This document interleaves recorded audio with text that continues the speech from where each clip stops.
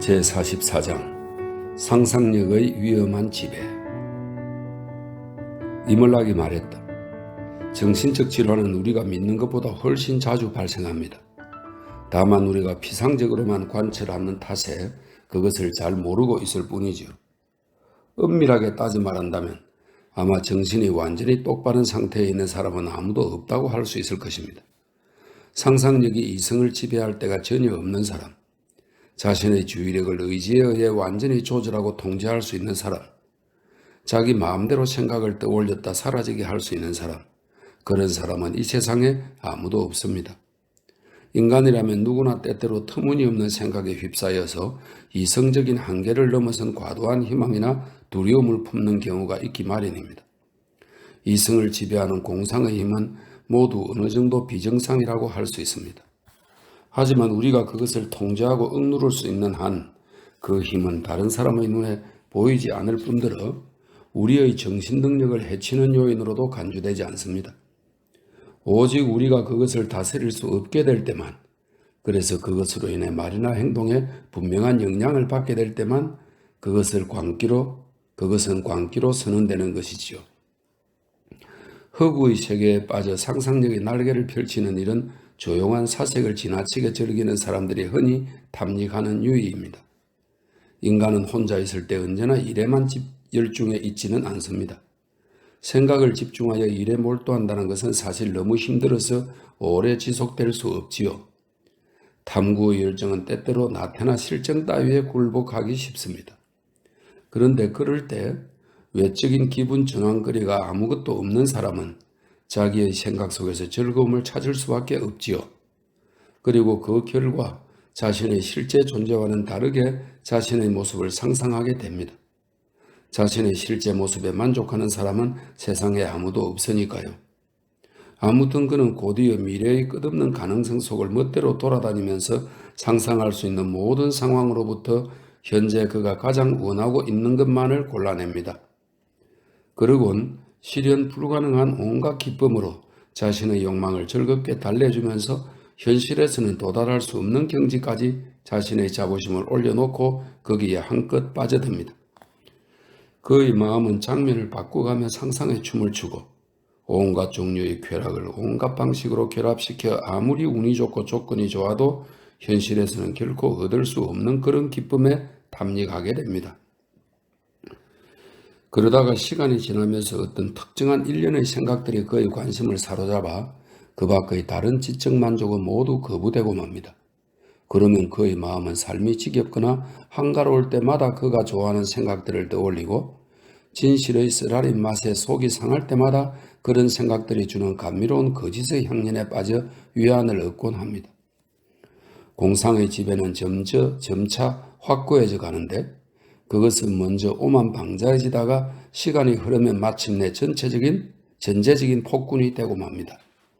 그러면 허구적인 것들이 실제처럼 작용하기 시작하고 거짓된 생각들이 마음을 사로잡아 버리게 되어 삶은 결국 황홀하거나 고뇌에 찬 꿈속만을 헤매게 됩니다. 왕자님, 바로 이런 것이 고독한 삶에 따르는 위험 가운데 하나입니다. 사실 고독한 삶이 인간의 덕을 정진시키는 데 해로울 수 있다는 것은 우리가 전에 만났던 은자가 고백한 바였지요. 그리고 천문학자의 불행이 입증해주고 있는 것도 바로 고독한 삶이 인간의 지혜를 해칠 수 있다는 사실이라 하겠습니다. 시니어 페코아가 말했다. 이제부터 저는 아비시니아의 여왕이 되는 상상 같은 것은 더 이상 하지 않겠습니다. 저는 자주 공주님께서 제 마음대로 쓰도록 허용해 주신 시간을 여러 가지 예식을 조정하고 궁중을 다스리는 상상을 하면서 보냈습니다. 저는 권세 있는 자들의 오만을 제재했고 가난한 사람들의 청혼을 들어주었습니다. 좀 더 복된 자리에 궁전들을 새로 짓게 했고 산꼭대기마다 나무를 심어 숲을 가꾸도록 했으며 여왕으로서 선정을 베푸는 일에 한껏 즐거워하곤 했습니다. 그런데 그런 상상에 너무 깊이 빠진 나머지 저는 공주님께서 들어오실 때 절을 올리는 것조차 잊고 있을 지경이었습니다. 공주가 이어 말했다. 나도 이제부터 양치는 여인이 되는 백일몽 따위는 더 이상 꾸지 않도록 하겠어요. 나는 자주 목가적인 생활의 평온함과 순수함을 떠올리며 즐거운 생각에 젖었는데 방 안에 앉아서도 들판을 스치는 바람 소리와 매 하고 우는 양들의 울음소리를 진짜처럼 들을 수 있을 정도였지요. 때로는 어린 양이 등불에 걸려 있는 것을 풀어주기도 하고 지팡이로 늑대와 맞서 싸우기도 했답니다. 내 상상을 더욱 실감나게 하기 위해 시골 아가씨들이 입는 옷을 한 벌 구해다가 입어보기도 하고 피리도 하나 구해 부드럽게 연주하면서 양떼가 내 뒤를 따라오는 공상에 빠지기도 했습니다. 고백하건대 왕자도 말했다. 나 역시 너희들의 경우보다 더 위험한 공상의 즐거움에 탐닉하곤 했단다. 나는 자주 완벽한 통치가 어떻게 가능할까 하는 것을 상상해 보고자 애썼는데 모든 불의가 척결되고 모든 악이 바로잡히며 모든 백성들이 평온하고 순수한 삶을 영위할 수 있는 그런 통치 형태를 머릿속에 그려보았다. 그러면서 무수히 많은 개혁의 구상을 펼쳤고 여러 가지 효율적인 법규와 유익한 칙령을 선포했다. 이런 식으로 나는 혼자 있을 때마다 일삼아 혹은 재미삼아 열심히 상상에 빠지는데 그러다가 문득 내가 아버님과 형님들의 죽음을 아무런 가책도 없이 당연시하고 있다는 것에 생각이 미치면서 소스라치게 놀라곤 했단다. 이물락이 말했다. 그와 같은 것들이 바로 비현실적인 몽상에 빠진 결과 일어나는 현상입니다. 공상을 처음 마음속에 품을 때 우리는 그것들이 터무니없는 망상이라는 것을 잘 알고 있지요. 하지만 그것들에 점차 익숙해지고 또 시간이 흐르면 우리는 그것들이 어리석은 망상이라는 사실을 마침내 잊어버리고 마는 것입니다. 제45장 그들은 한 노인과 대화를 나누다. 저녁 시간도 이제 많이 지났다. 그리하여 왕자 일행은 일어나 집으로 발길을 돌렸다. 달빛이 강물에 비쳐 반짝이는 광경을 즐겁게 바라보며 나일강의 둑길을 따라 걷고 있을 때 그들은 약간 떨어진 곳에서 노인 한 사람이 걸어오는 것을 보았다. 현자들의 모임에서 이야기하는 모습을 왕자가 자주 보았던 사람이었다. 왕자가 말했다. 저기 세울에 의해 정렬이 차분히 깔아앉았지만 이성은 여전히 흐려지지 않은 노인 한 분이 있어. 오늘 밤의 토론을 마감할 겸해서 저분한테 자신의 현재 상태에 대해 어떤 소감을 지니고 있는지 한번 물어보기로 합시다. 인간이 번민으로 몸부림치는 것은 오직 젊었을 때뿐인지 그리하여 인생의 노년기에는 무언가 좀 더 나은 희망이 남아있는지 등에 대한 답을 혹시 얻을 수 있을지도 모릅니다. 이윽고 그 현자가 가까이 다가와 왕자 일행에게 인사를 했다. 그들은 그에게 함께 걷기를 청했고 앞면에 있는 사람들이 우연히 서로 마주쳤을 때 그러하듯 먼저 잠깐 동안 가벼운 인사말을 주고받았다. 노인은 쾌활하고 이야기하기를 좋아하는 사람이어서 왕자 일행은 그와 함께하는 동안 가는 길이 짧게 느껴졌다. 그는 왕자 일행이 자신을 존대하는 것을 보고 흐뭇해하면서 그들의 집까지 동행해 주었다. 그러곤 왕자가 초청을 하자 집안까지 함께 들어갔다. 왕자 일행은 그를 상석에 앉히고 술과 설탕에 절인 다과를 차려 앞에 내놓았다. 공주가 입을 열었다. 선생님, 저녁 산책이 선생님처럼 학식 깊은 분에게 가져다주는 즐거움은 무지하고 미숙한 사람은 거의 알 수 없는 그런 즐거움임에 틀림없을 것입니다. 선생님께서는 보이는 모든 사물이나 현상의 본질적 속성과 원인, 강물이 흐르는 법칙, 행성이 순환한 주기 등을 다 알고 계시겠죠? 선생님께는 모든 것이 명상의 소재가 될 것이며 이를 통해 선생님은 선생님 자신의 고매한 통찰력을 늘 새롭게 확인하시겠지요? 아가씨, 노인이 대답했다. 기운 있고 팔팔한 사람들이니 바깥 나들이에서 즐거움을 기대할 수 있는 법이요. 팔팔한 사람들이나 바깥 나들이에서 즐거움을 기대할 수 있는 법이요. 늙은이는 그저 심신의 편안함이나 얻을 수 있다면 그것으로 족하다오. 나에게 세상은 이제 더 이상 새로울 것이 없는 곳이요. 주위를 아무리 둘러보아도 내 눈에 보이는 것이라곤 모두 과거에 좋았던 시절에 이미 본 기억이 있는 것밖에 없다오. 어쩌다 나무에 몸을 기대고 쉬기라도 할라치면 예전에 바로 그 나무 그늘에서 나일강이 매년 범람하는 것에 관해 지금은 죽어 저승에 가 있는 한 친구와 논쟁을 벌이던 일을 생각하게 될 뿐이라. 눈을 들어 달을 쳐다보지만 차고 기우는 달의 모습은 곧 인생의 부침과 성취에 대한 고통스러운 생각만 떠오르게 할 뿐이요. 자연의 물리적 현상에 대한 진리는 나에게 더 이상 기쁨을 주지 못한다. 곧 뒤에 남겨두고 떠나야 할 것들인데 그것들이 나한테 대체 무슨 의미가 있겠소? 이물락이 말했다. 그래도 선생님께서는 최소한 존경스럽고 유익한 삶을 살았다는 기억을 통해 어느 정도 위안을 얻으실 수 있겠지요?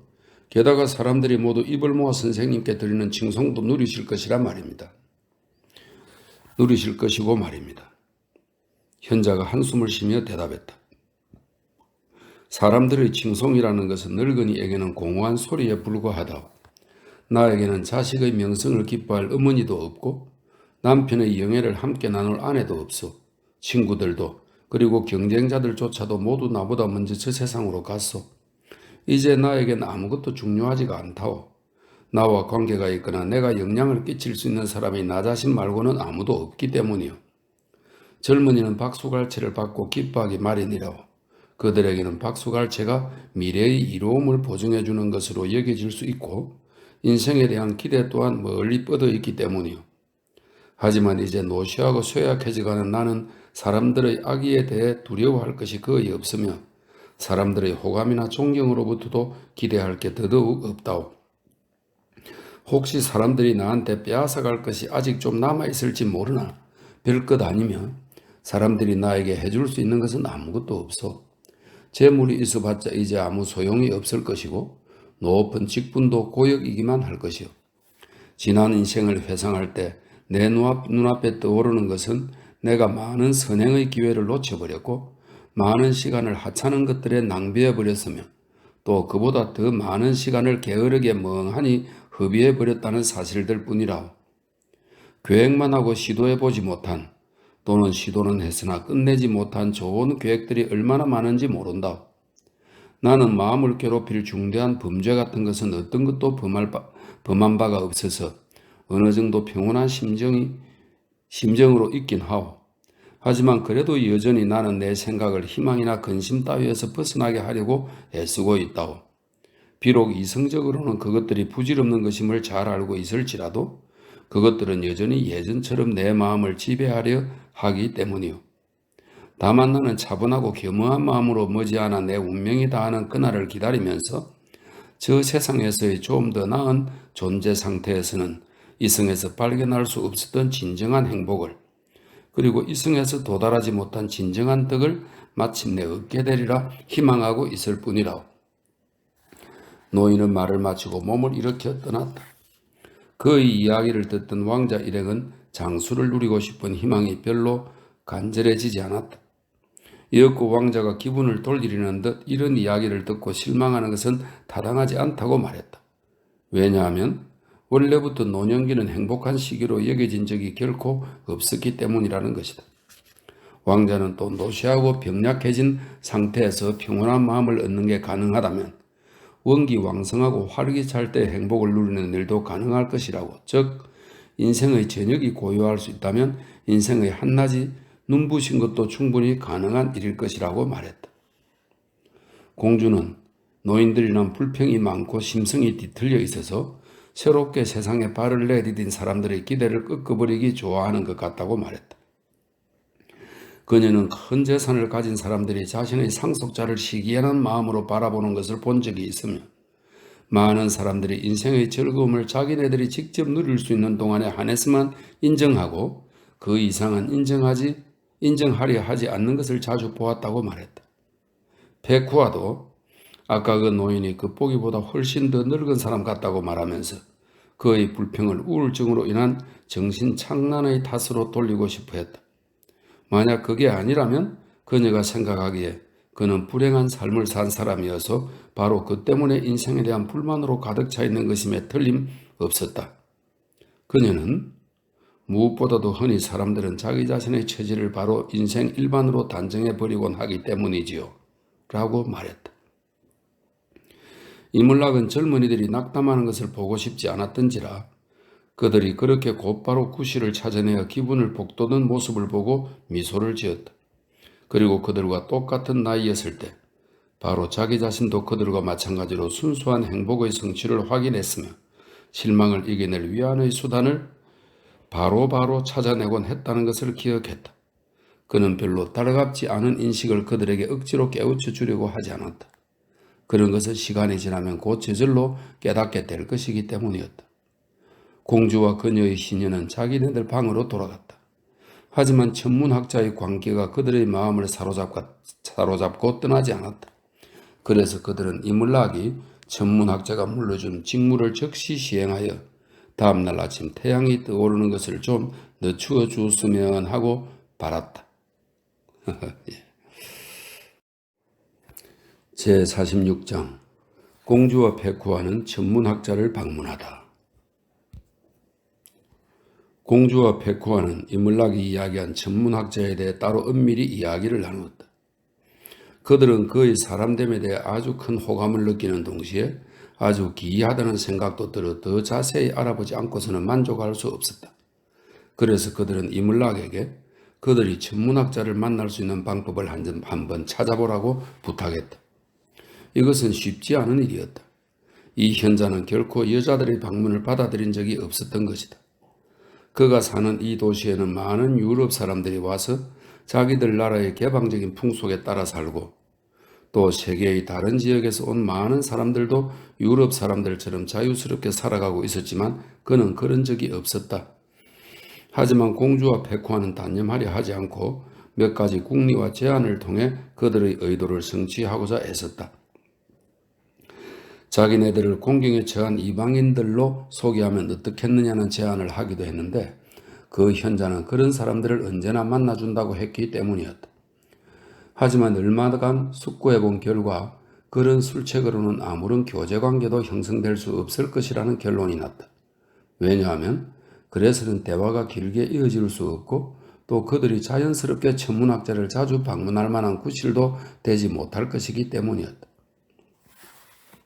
그 말도 맞지만 라셀라스가 덧붙여 말했다. 너희들의 신분을 거짓으로 밝혀서는 안 되는 좀 더 중요한 이유가 따로 있다. 나는 항상 누구에 대해서든지 그 사람의 특성을 수단으로 삼아 그를 속이는 것은 그 경우가 크든 작든 바로 인간 본성의 고귀한 존엄성에 대한 배신 행위라고 생각해봤다. 모든 속임수는 인간에 대한 신뢰를 약화시키며 자비심을 얼어붙게 만드는 법이다. 너희들의 정체가 겉으로 보인 것과 다르다는 사실을 이 현자가 알게 된다면 그는 분노를 느끼게 될 것이다. 고귀한 품성과 능력을 지녔음에도 자신보다 저급한 지력을 가진 자들한테 속임을 당했다는 것을 깨달은 사람이라면 당연히 느낄 분노를 말이다. 그리고 이 분노와 더불어 그에게는 차후로 그가 결코 완전히 떨쳐버릴 수 없을 인간에 대한 불신이 생겨나게 될 것인데 이로 인해 그는 조언의 말문을 닫아버리고 자신의 손길도 영원히 거둬들일지 모른다. 만약 그렇게 된다면 너희들은 과연 어떻게 무슨 힘으로 인간에 대한 그의 선행과 마음의 평화를 회복시켜 놓을 수 있겠느냐? 왕자의 이 말에 공주와 시녀는 아무 대답도 하지 못했다. 그래서 이물락은 그들의 호기심이 수그러들 것이라고 기대하기 시작했다. 하지만 다음날 페쿠아가 그에게 와서 천문학자를 방문할 정직한 구실을 마침내 찾아냈다고 말했다. 그녀의 말인즉 천문학자에게 가서 그녀가 전에 아랍인 도적 두목에 의해 입문했던 천문학 공부를 그의 문화생으로서 다시 계속할 수 있도록 허락해달라고 간청하면 되지 않겠느냐는 것이었다. 그리고 공주님에 대해서는 그녀와 함께 배울 동료 학도로서 아니면 여자 혼자서 방문하는 것이 예의에 어긋날 수 있으니 그녀의 동행자로서 함께 방문할 수 있도록 청하면 되지 않겠냐는 것이었다. 이물락이 대답했다. 하지만 천문학자가 그대를 상대하는 것에 곧 실증이 나지 않을까 염려되오. 아주 높은 경지의 학식에 이른 사람들은 자기 학문의 기초적인 원리부터 다시 설명하는 일을 즐거워하지 않는다오. 게다가 그 기초적인 원리들을 전달할 때조차 그들은 그것들을 여러 가지 추론과 연결하거나 여타 사유의 결과와 뒤섞이며 설명하기 마련이라 그대가 과연 그것들을 제대로 잘 알아듣고 이해할 수 있을지도 의심스럽소. 그 점에 대해서는 제게 맡기십시오. 페쿠아가 말했다. 부탁드리건대 선생님께서는 그저 저를 거북게 데려다만 주십시오. 제가 알고 있는 전문 지식의 수준은 아마 선생님께서 생각하시는 것 이상일 수도 있습니다. 그리고 저는 항상 그분의 견해에 동의함으로써 그분이 제 지식을 실제보다 더 높이 생각하게 만들 것입니다. 이렇게 하여 마침내 결정이 되었고 전문학자에게는 다음과 같은 내용의 말이 전달되었다. 즉, 외국의 한 지체 높은 여인이 지식을 추구하며 여행을 하던 중에 그의 명성을 듣고 찾아와서는 그의 제자가 되기를 갈망한다는 것이었다. 이 기이한 요청은 그에게 놀라움과 동시에 호기심을 불러일으켰다. 그는 잠깐 숙고해 보더니 그녀를 받아들이겠다고 승낙했다. 그런데 일단 그러기로 하자 그는 빨리 그녀를 만나보고 싶은 마음이 되어 어서 다음 날이 되기를 고대했다. 공주와 시녀는 아주 훌륭하게 옷을 차려입고는 이물락의 수행을 받아 천문학자를 만나러 갔다. 천문학자는 그렇게 화려한 차림의 여인들이 정중하게 자신한테 다가오는 모습을 보고 흐뭇해했다. 처음에 예를 갖춰 인사를 나눌 때 그는 좀 조심스럽고 수줍어하는 듯 했다. 하지만 이야기가 어느 정도 궤도에 오르자 그는 자신의 본 모습을 되찾았으며 그리하여 그의 인품에 대한 이물락의 설명이 틀리지 않았다는 것을 곧 증명해 보였다.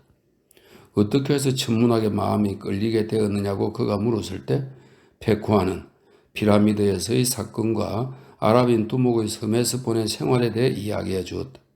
그녀는 이야기를 아주 편안하고 우아하게 했으므로 그녀와의 대화는 곧 그의 마음을 사로잡았다. 이어서 대화는 천문학 쪽으로 흘렀고 페쿠아는 자신이 알고 있는 지식을 드러내 보였다.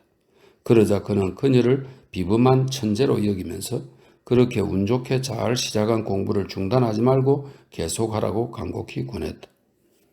공주와 시녀는 거듭해서 천문학자를 방문했는데 매번 전보다 더 큰 환영을 받았다. 현자는 그들이 방문을 중단하지 않고 계속 찾도록 그들을 즐겁게 해주고자 애썼다.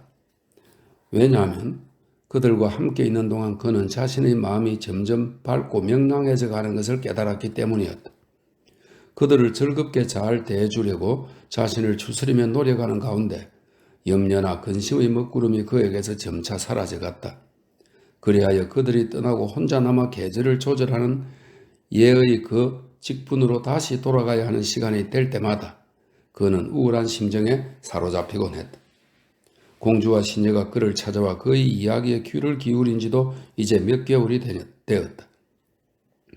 그런데 그가 자신에게 초자연적인 임무가 맡겨졌다는 생각을 계속하고 있는지 아닌지 판단할 만한 단서를 그들은 아직 한마디도 듣지 못했다. 그들은 자주 이모저모 꾀를 써서 그가 생각을 분명히 밝히게 하려고 노력했다. 하지만 그는 그들의 모든 공략을 쉽게 피해 넘겼으며 그들이 이쪽 저쪽 돌아가며 아무리 압박해도 언제나 이를 따돌리고 무언가 다른 화제로 달아나곤 했다. 천문학자와 친밀해지면서 공주와 시녀는 자주 그를 이물락의 집으로 초대했다.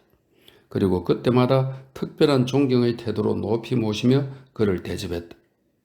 그는 점차 지상세계의 즐거운 일들의 기쁨을 느끼기 시작했다. 그는 일찍 찾아와서는 늦게 떠나갔으며 열의와 수능의 태도로 그들의 호감을 사고자 노력했다. 그리고 그들의 호기심을 자극하여 새로운 학문에 대한 관심을 일으킴으로써 그들이 계속해서 자신의 도움을 필요로 하게 만들었다.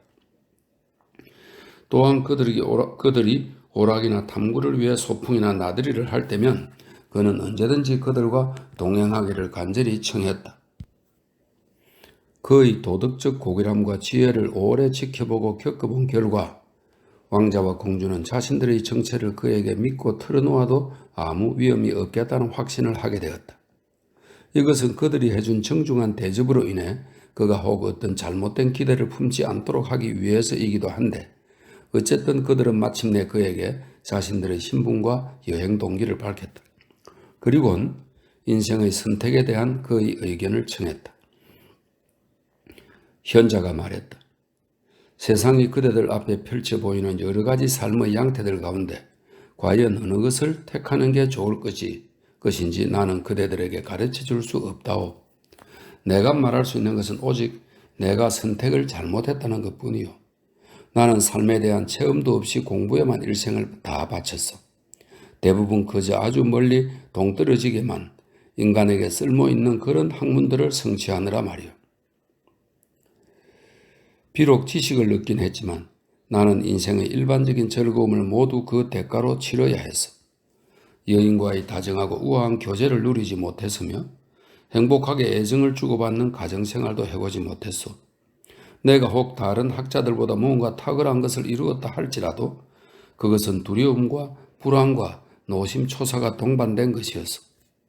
게다가 바깥 세상과의 많은 접촉을 통해 내 생각이 다양해지고 넓어진 후부터는 이 탁월한 성과에 대해서조차 그것이 어떤 것이든 과연 정말로 탁월한 성과였나 하는 의심을 품기 시작했다. 즐거운 놀이나 오락에 열중하여 며칠 동안 재미있게 지내고 나면 나는 언제나 내 학문적 탐구가 결국 오류에 불과하며 또 내가 많은 것을 희생했는데 그것도 헛되게 희생했다는 생각에 빠져들게 된다. 이물락은 현자의 분별력이 마침내 뿌연 안개를 뚫고 깨어나는 것을 보고 기뻐했다. 그는 현자가 천체의 운행을 다스리는 임무에 대해 더 이상 생각하지 않게 될 때까지, 그리하여 그의 이성이 본래의 지배력을 회복하게 될 때까지 그를 천체에서 멀리 떨어져 있게 하기로 결심했다. 이때부터 천문학자는 왕자 일행에게 친구처럼 가까운 사이로 받아들여졌으며 그들의 모든 계획과 즐거운 일들에 함께 참여했다. 왕자 일행에 대한 경의의 표시로 그는 늘 열심히 경청함에 따라다니는데 활동적인 라셀라스 왕자로 인해 남는 시간이 별로 없을 만큼 하루하루가 바쁘게 지나갔다. 언제나 무언가 할 거리가 있었다.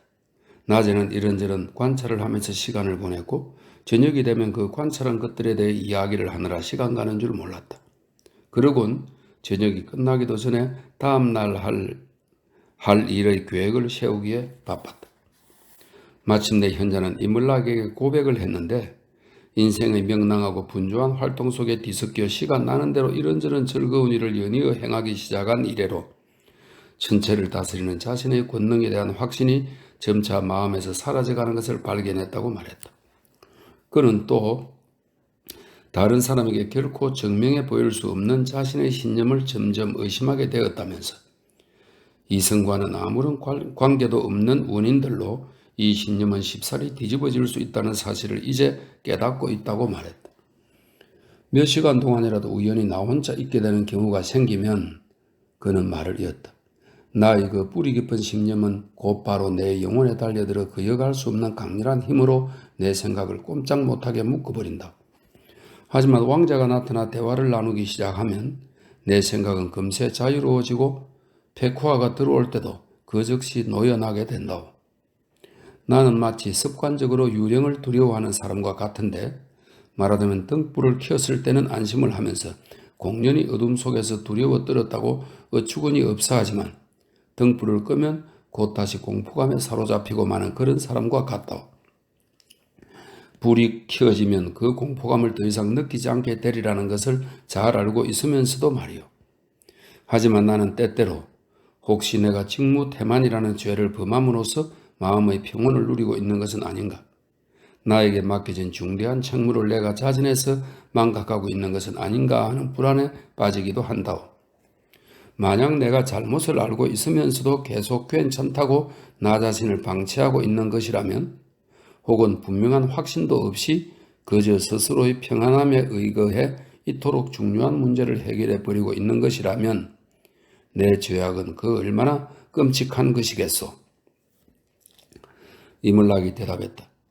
상상력으로 인한 질병 가운데 가장 치유하기 어려운 경우는 바로 죄에 대한 두려움이 상상력과 복잡하게 결부될 때입니다.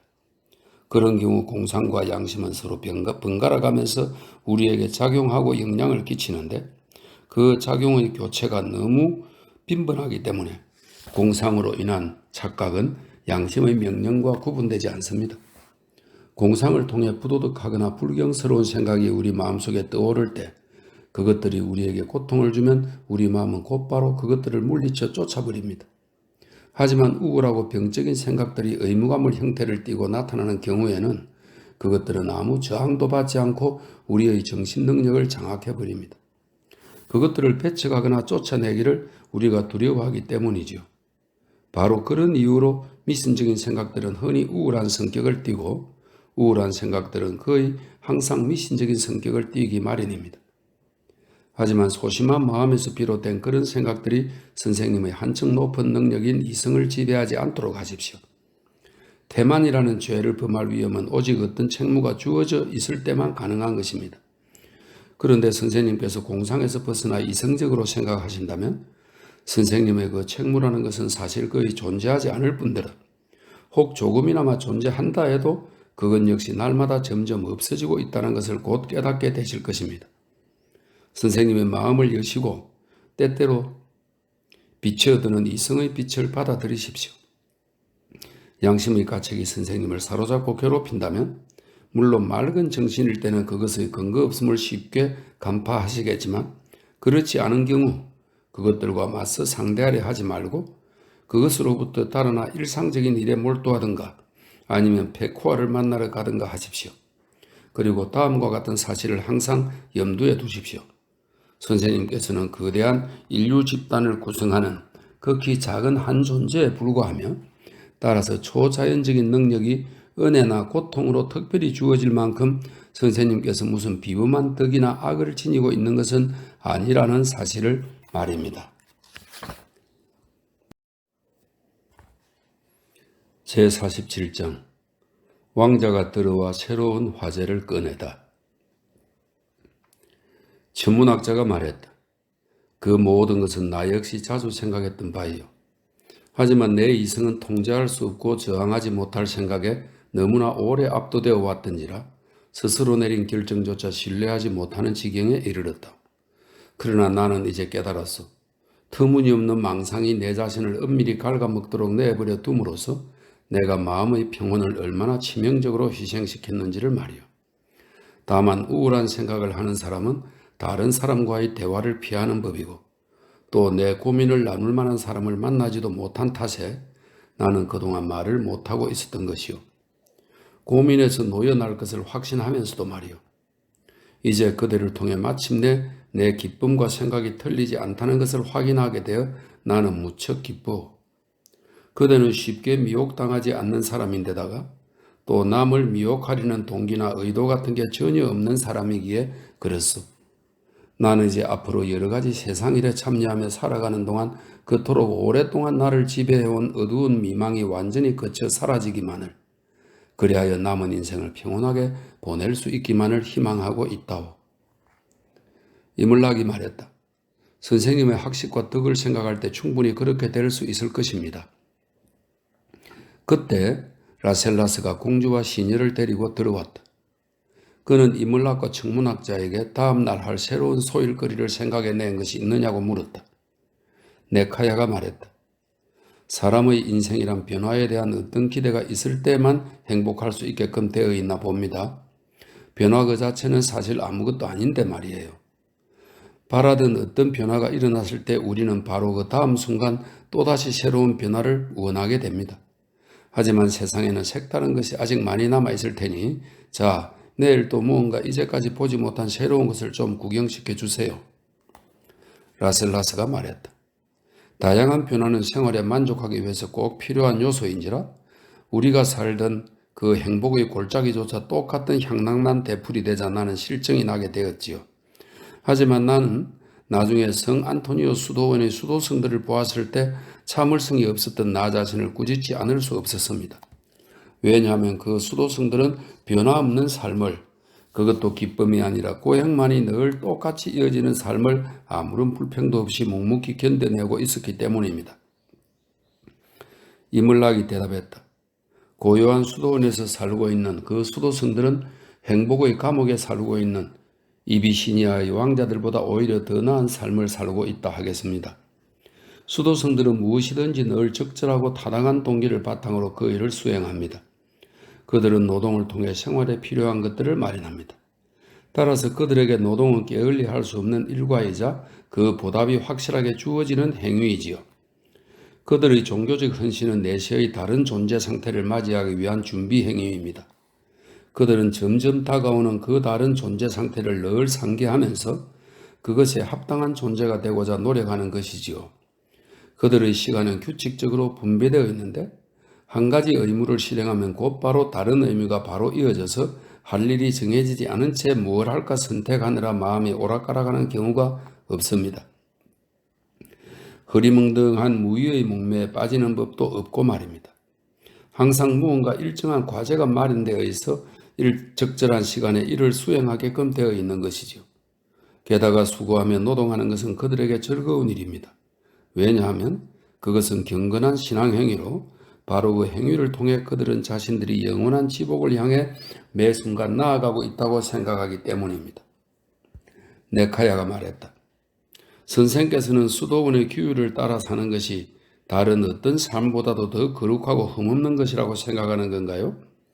세상 사람들과 거리낌 없이 어울려 살면서 자선을 베풀어 공공한 자들을 구제해주고 학식을 베풀어 무지한 자들을 깨우쳐주며 열심히 일하여 인간 삶의 전체적인 발전에 기여하는 그런 사람이 있다면 그 역시 다가올 내세의 행복을 똑같이 기대할 수 있지 않을까요?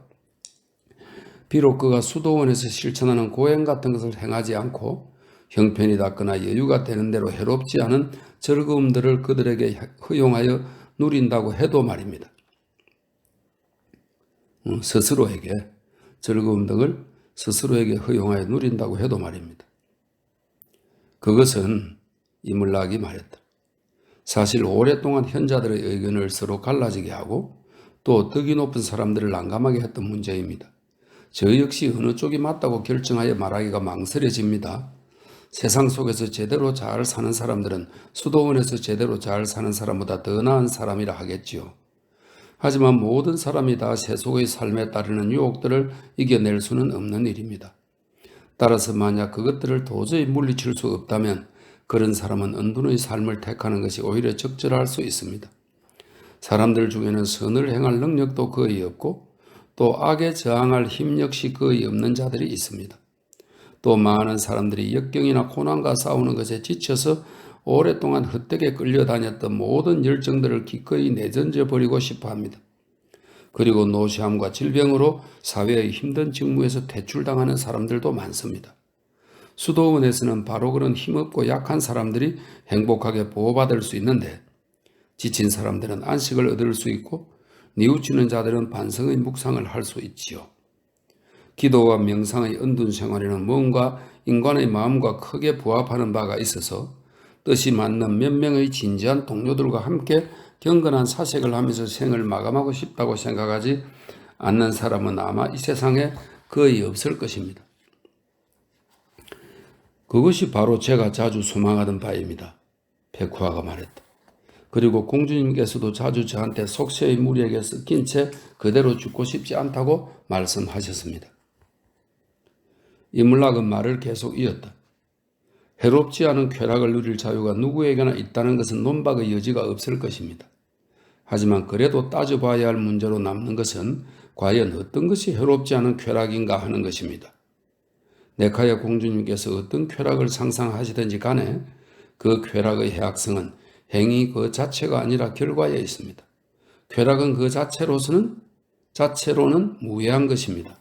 하지만 그것은 우리로 하여금 현세의 삶, 즉 우리가 그 득습성과 일치성을 알고 있는 이성의 존재 상태에 애착을 갖게 만들므로써 그리고 우리가 매 순간 그 시작을 향해 다가가고 있고 또 아무리 긴 시간이 지나도 그 끝에 이룰 수 없는 저 내세의 존재 상태에 대해 우리의 생각을 멀어지게 만들므로써 해로운 것이 될 수 있습니다.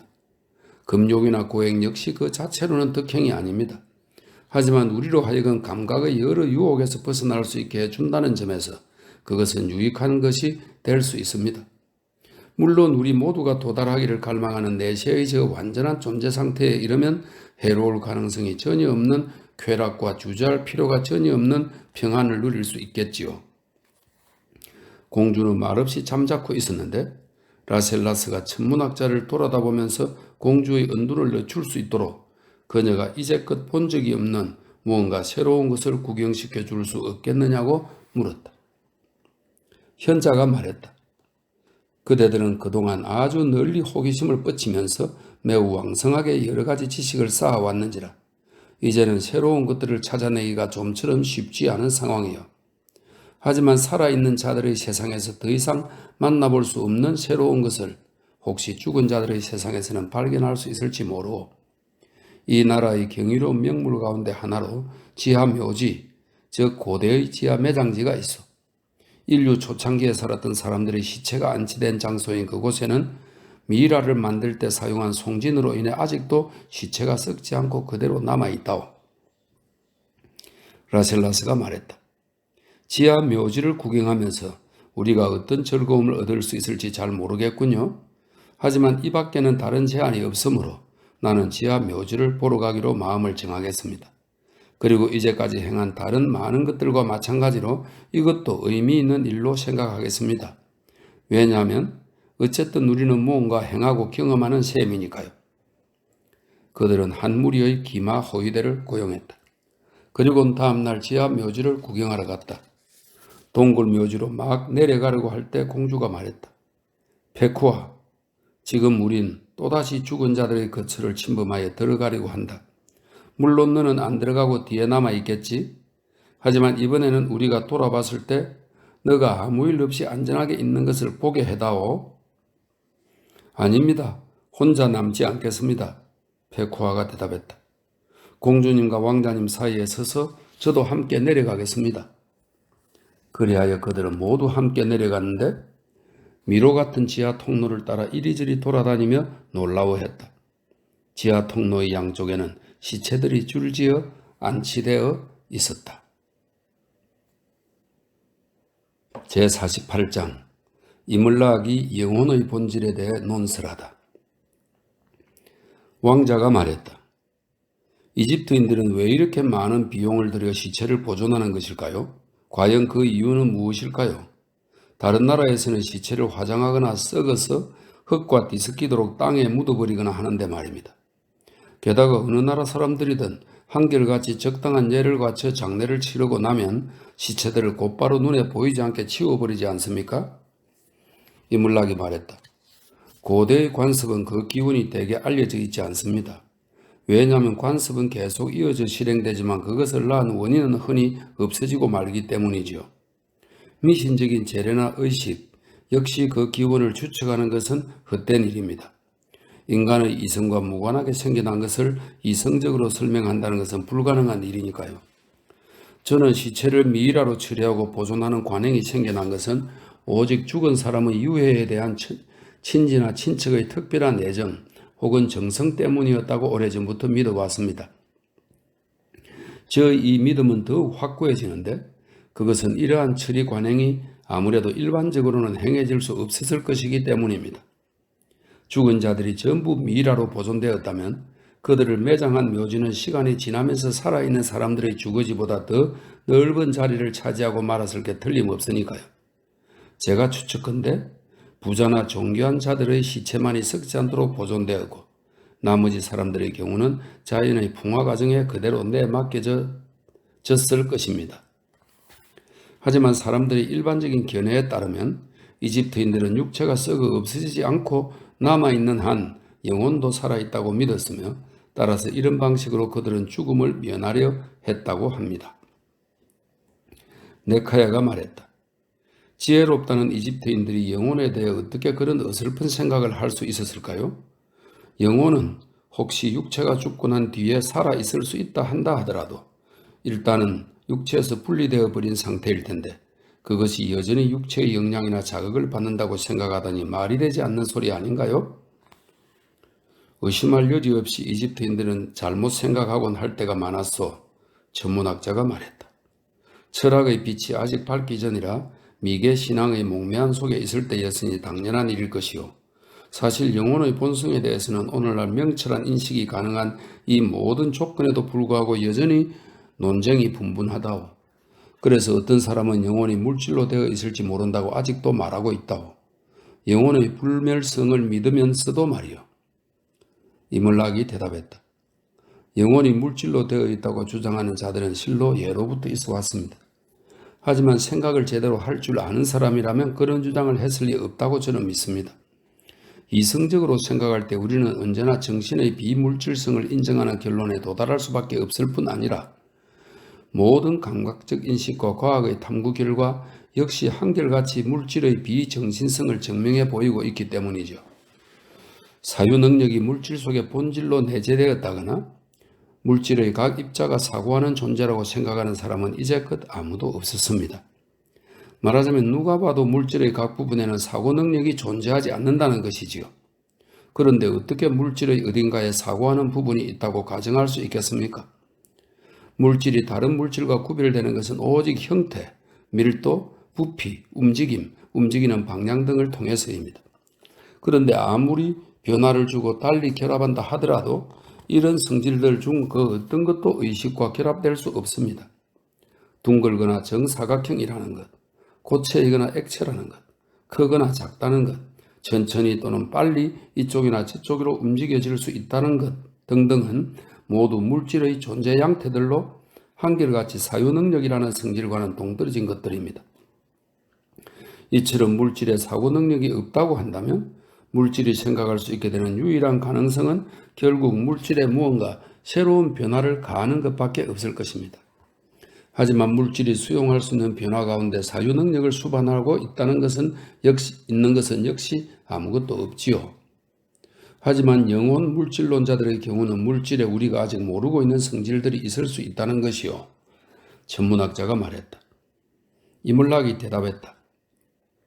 지금 알지 못하는 무언가가 혹시 있을지도 모른다는 것 때문에 자신이 현재 확실히 알고 있는 것을 부정하는 결론에 이른다면, 다시 말해 가설적인 가능성을 내세워 이미 인정된 확실성을 부인한다면 그런 자는 이성적인 존재라고 할 수 없을 것입니다.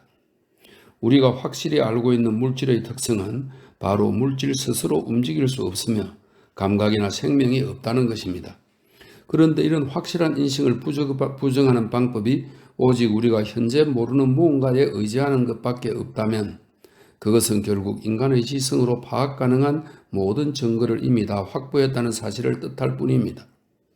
우리가 알고 있는 것이 아직 모르고 있는 것에 의해 파기될 수 있다면 전지적 존재가 아닌 한 그 누구도 확실성이란 것에 결코 도달할 수 없을 것입니다.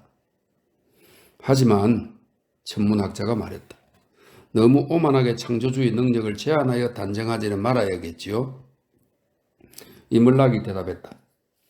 어떤 한 가지가 다른 것과 양립할 수 없다는 생각, 즉 하나의 명제가 옳은 것과 틀린 것 둘 다 될 수 없으며 하나의 숫자가 짝수이자 동시에 홀수가 될 수 없다는 생각, 그리고 사유 능력이 없게끔 창조된 것을 사유 능력이 있다고 생각할 수 없다는 생각이 전능자의 능력을 제한하는 것이 될 수는 없습니다.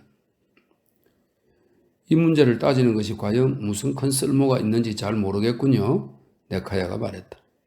어쨌든 제 생각에 이물락 선생께서는 영혼의 비물질성을 충분히 입증하신 듯한데 그렇다면 거기에는 영원한 존속 가능성도 필연적으로 포함되는 것인가요? 이물락이 말했다. 비물질성에 대한 우리의 인식은 부정적 논증 방식에 의한 것이라서 좀 명료하지 못한 면이 있습니다. 하지만 비물질성은 영구적인 존속 능력을 자연스럽게 포함한다 하겠는데 이는 그것이 소멸의 원인을 아무것도 내재하고 있지 않기 때문이지요.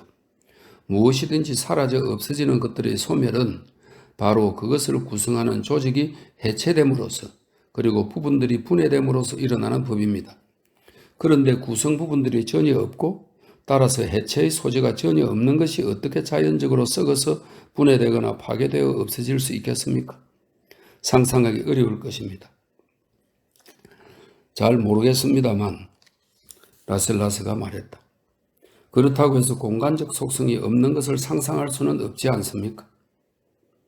공간적 속성을 지녔다면 그것은 반드시 부분들로 구성되어 있을 것이고 그렇다면 선생께서도 인정하듯이 부분들로 구성된 그것은 결국 파괴되어 소멸될 수 있는 것 아닌가요? 왕자님의 머리에 떠오르는 관념 같은 것을 한번 생각해 보십시오. 이물락이 대답했다. 그러면 이해가 좀 쉬워질 것입니다. 자, 어떻습니까? 공간적 속성이 없는 실제의 존재를 느끼실 수 있겠는지요? 하나의 관념적 형상은 물질적 형체를 띤 사물 못지않게 분명한 실제성을 지니고 있습니다. 하지만 그것에는 공간적 속성이 없지요. 가령 왕자님께서 피라미드에 대한 생각을 하신다고 할 때 피라미드에 대한 관념이 왕자님의 정신에 존재하고 있다는 것은 피라미드 자체가 땅 위에 서 있다는 것 못지않게 분명한 사실입니다. 그런데 생각해 보십시오. 피라미드에 대한 관념이 과연 곡식 하늘에 대한 관념보다 더 넓은 공간을 차지할 수 있습니까? 또 두 관념 중 그 어떤 것이라도 과연 잡아내리거나 찢을 수 있습니까? 결과가 그렇다면 원인도 마찬가지인 바 관념이 그렇다면 관념을 생각하는 능력 역시 마찬가지일 것입니다. 즉 인간의 정신 능력은 물리적인 형체가 없으며 부분의 해체를 통해 소멸되지도 않는 것이지요. 하지만 네카야가 말했다. 감히 이름을 부르기 두려운 그 절대자, 즉 우리의 영혼을 창조하신 절대자께서만은 그 영혼을 소멸시켜 버릴 수 있겠죠. 물론 그분께서의 영혼을 소멸시키실 수 있겠지요. 이물락이 대답했다. 영혼이 아무리 소멸될 수 없는 것이라 할지라도 그것의 존속 능력은 어디까지나 초월적 능력을 지닌 존재에 의해 부여되는 것이니까요. 본래부터 내재된 소멸의 원인이나 부패의 자연법칙 따위에 의해서 영혼이 죽어 없어지지 않는다는 것은 철학으로 밝힐 수 있을지 모릅니다. 하지만 그 이상은 철학이 말해줄 수 없는 부분입니다. 우리의 영혼을 창조한 분이 그것을 소멸시켜 버리지 않으시리라는 점에 대해서는 철학보다 더 높은 권위를 지닌 것으로부터 우리가 겸손히 깨우쳐야 할 사항입니다. 일행은 모두 잠시 동안 말없이 생각에 잠긴 채 서 있었다. 자, 이 3일의 현장으로부터 그만 돌아갑시다. 이었고 라셀라스가 말했다. 죽은 자들의 이 처소는 자신이 영원히 죽지 않으리라는 것을 모르는 사람에게 참으로 얼마나 우울하게 보일까요? 지금 살아서 작용하고 있는 자신의 정신 능력이 그 기능을 계속 수행할 것이며 지금 생각을 펼치고 있는 자신의 영혼이 생각을 계속하리라는 사실을 모르는 사람에게는 말입니다. 여기 우리 앞에 죽어 누워있는 자들, 즉 고대의 현자나 권세자였을 이 사람들의 모습은 우리에게 현세의 삶이 짧다는 사실을 기억하라고 경고하는군요. 그들 가운데는 아마 우리처럼 어떤 인생을 선택할까 열심히 고민하는 도중에 저 세상으로 붙들려간 사람도 많을 것입니다. 공주가 말했다. 저에게는 이제 인생의 선택이 별로 중요하지 않게 되었습니다. 바라건대 앞으로는 영혼의 선택에 대해서만 생각할까 합니다. 그들은 곧 서둘러 동굴 바깥으로 나왔다. 그러고는 데리고 간 호위대의 부축을 받으며 카이로로 돌아왔다. 마지막 장입니다. 제49장 결론이 아무것도 없는 결론. 때는 바야흐로 나일강이 범람하는 시기였다. 왕자 일행이 지하 동굴 묘지를 방문한 지 며칠 뒤에 나일강은 불어서 넘치기 시작했다. 그들은 집안에 갇혀 지내야 했다. 주변 지역 전체가 물에 잠겨 있는지라 바깥 나들이 같은 생각은 전혀 할 수 없었다. 하지만 이야기거리가 풍부하게 있었던 바 그들은 자신들이 관찰해온 삶의 다양한 형태들을 비교해 보면서 그리고 각자가 마음에 품고 있는 여러 가지 행복의 구상을 이야기하면서 심심함을 달랬다. 페쿠아는 그 어느 곳보다도 아랍인 두목이 그녀를 공주에게 되돌려 준 곳인 성 안토니오 수도원에 강렬하게 마음이 끌렸다. 그래서 그녀는 그 교단의 수녀 원장이 되어 그곳을 경건한 처녀들로 가득 채우는 것이 자신의 더할 나위 없는 소망이라고 했다. 기대와 환멸로 점철된 인생에 이제 실정이 났고 그래서 무언가 한결같고 변함없는 상태의 삶에 기꺼이 정착하고 싶다는 것이었다. 공주는 지상의 모든 것들 가운데 지식이야말로 어떤가 하는 것이라고 생각했다. 그녀는 먼저 세상의 모든 학문을 익히고 배우기를 희망했으며 그런 다음 학문하는 여성들의 대학을 설립하여 이를 운영해 나가고자 했다.